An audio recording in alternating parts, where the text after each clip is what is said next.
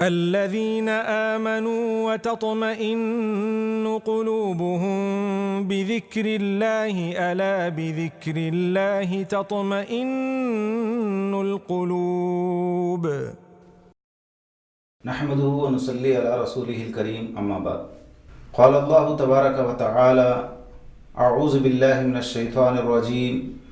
بسم الله الرحمن الرحيم واذكر في الكتاب ادریس انه كان صدیقا نبیا ورفعناه مكانا علیا۔ آج کا عنوان ہے حضرت ادریس علیہ السلام کی سیرت۔ آدم علیہ السلام کے بعد شیس علیہ السلام کا ذکر آتا ہے، پھر ادریس علیہ السلام ایک جلیل القدر پیغمبر ہیں جن کے متعلق قرآن مجید میں 2 جگہ ذکر ہے، سورہ انبیاء اور سورہ مریم میں۔ اللہ تبارک و تعالیٰ نے ہر پیغمبر کو الگ الگ فضیلت بخشی ہے، تلک الرسل فضلنا بعضهم علی بعض۔ اسی طرح ادریس علیہ السلام ایک ممتاز حیثیت رکھتے ہیں۔ خاص طور سے ادریس علیہ السلام نے لکھنے اور پڑھنے کے متعلق درس و تدریس کے بارے میں آپ کو لوگ جانتے ہیں کہ ادریس علیہ السلام نے قلم کو ایجاد فرمایا، لکھنے کا کام آپ نے شروع کیا، آدم علیہ السلام کی تاریخ لکھی، شیس علیہ السلام کی سیرت لکھی، اور انسانی ضروریات میں گھر کس طرح بنایا جائے اور اسی طرح کپڑا کس طرح بنایا جائے، ہل کس طرح چلایا جائے، فصلیں اچھی طرح سے کس طرح اگایا جائے، یہ ادریس علیہ السلام نے خاص طور سے اس میں مہارت حاصل کی اور لوگوں کو سکھلایا۔ آپ علیہ السلام شہر بابل میں پیدا ہوئے، پھر شہر بابل سے نکل کر مصر تشریف لے گئے اور دریائے نیل کے کنارے آپ نے فصل اگانا سکھایا، اور وہاں آدم علیہ السلام کے شیس علیہ السلام کے ایک مختصر زمانہ بھی آپ پائے ہیں۔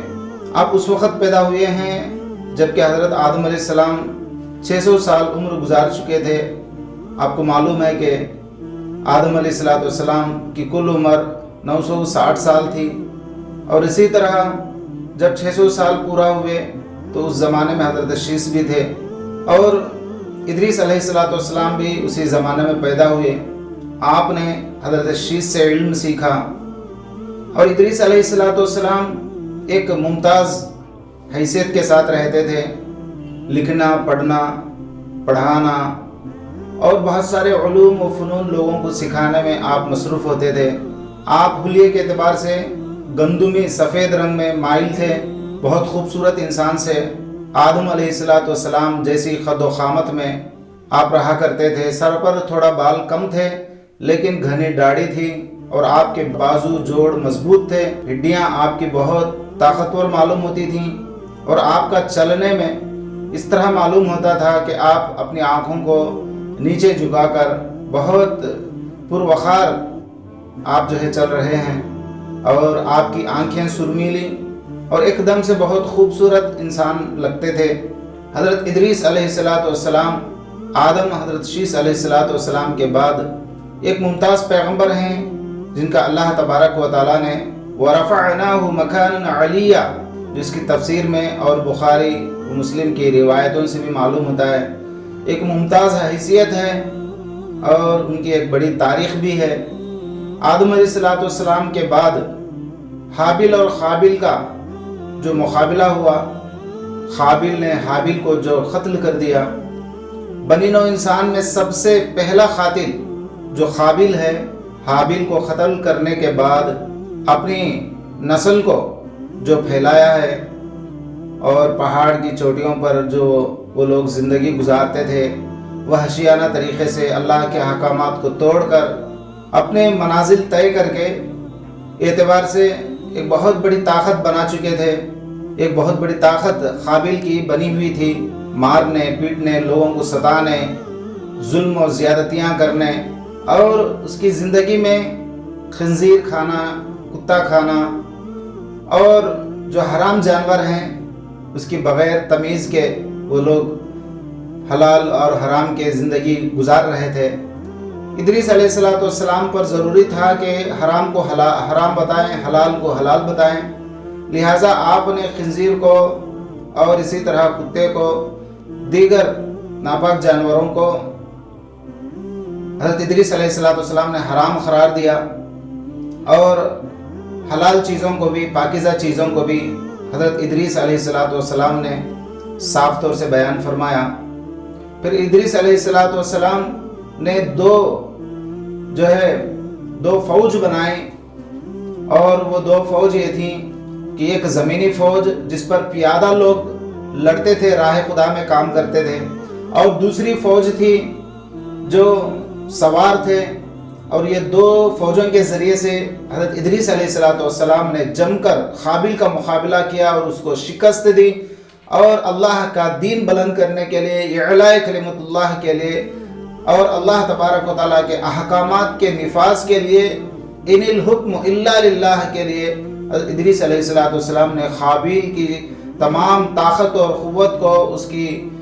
فوج کو ختم فرما کر ادریس علیہ السلام نے اس زمین پر اللہ کے کلمے کو بلند کرنے کا کام آپ نے کیا۔ تو جب آخری وقت تھا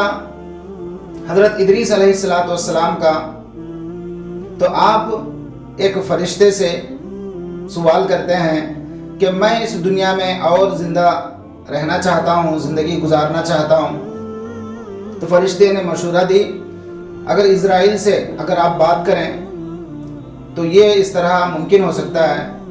تو چلو چلیں اسرائیل علیہ السلام سے ملاقات کریں۔ تو ادریس علیہ السلام نے اس پیغمبر کے، اس فرشتے کے پروں پر سوار ہو گئے، اور وہ فرشتہ اٹھا کر آسمانوں پر چلتا گیا، یہاں تک کہ چوتھے آسمان پر پہنچا۔ تو ادریس علیہ السلام کی ملاقات اسرائیل سے ہوئی۔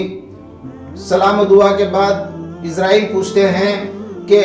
فرشتے سے کہ ادریس کو آپ نے دیکھا ہے؟ وہ فرشتہ کہتا ہے کہ میرے پروں پر سوار ہیں۔ اسرائیل علیہ السلام خوش ہو جاتے ہیں، اللہ کا حکم تھا کہ چوتھے آسمان پر ان کی جان کو، ان کی روح کو قبض کریں، لیکن ابھی ادریس علیہ السلام خود یہاں پہنچ گئے، مبارک ہو۔ تو پھر ادریس علیہ السلام کی روح کو اللہ تبارک و تعالیٰ کے حکم سے اسرائیل نے چوتھے آسمان پر قبض فرمائی۔ تاریخ میں مفسرین نے اس بات کو ذکر فرمایا، وَرَفَعْنَاهُ مَكَانًا عَلِيًّا سے اس بات کا علم ہو رہا ہے اللہ تعالیٰ نے ادریس علیہ السلام کی روح کو چوتھے آسمان پر قبض فرمایا جب مکمل آپ کی عمر 80 پر 2 سال تھی۔ 82 سال کی عمر میں حضرت ادریس علیہ السلام وفات فرما گئے، اور اپنی نبوت کے دورہ میں اللہ تبارک و تعالیٰ کے احکامات کو نفاذ کرنے میں برابر آپ نے خندق پیشانی سے قابل کے فوج سے ٹکرا کر اس کو اللہ تبارک و تعالیٰ کے حکم کو بتا کر اللہ کے حکم کے مطابق انہوں نے اپنی زندگی گزاری۔ اللہ سے دعا ہے کہ اللہ تبارک و تعالیٰ انبیاء علیہ السلام کی بعثت کو، ان کے اس دنیا میں آنے کے مقصد کو اللہ تبارک و تعالیٰ قبول فرمائے، اور ان کے نہج پر، ان کے نقش قدم پر حق کے موافقت میں، باطل کے مقابلے میں مجھے اور آپ کو بھی ٹکر کے ساتھ، مقابلہ کے ساتھ زندگی گزار کر اعلاء کلمت اللہ کے لیے اپنی زندگی گزارنے کی اللہ تعالیٰ سچی توفیق عطا فرمائے۔ وآخر دعوانا ان الحمدللہ رب العالمین۔ السلام علیکم ورحمۃ اللہ وبرکاتہ۔